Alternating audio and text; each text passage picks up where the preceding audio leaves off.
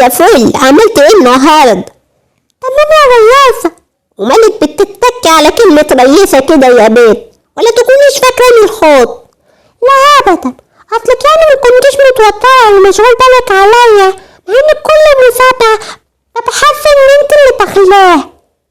ها؟ لا ابدا، لكن انا عارفه ان فلتي خطيره، هتطلع منها زي كل مره.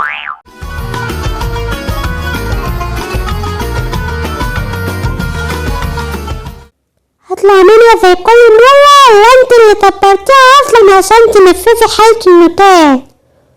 قلت لها برضو يا أبلة فريدة، حتى المدرسين بقوا فتانين. المهم، مش اتعلمتي مهارة مهمة ولا لا؟ ومهما كنت قلت وعدت مكيش هتقتنع، لازم اقنعك بالحاجة اللي انت بتحبيها وبتعملي لها حساب قوي. يلا بقى فرفشي كده وما تقفشيش زي جدك. طب وبيرتبيها من بدري شوية علشان مبقاش بقى من منين كده من نهاية النوم.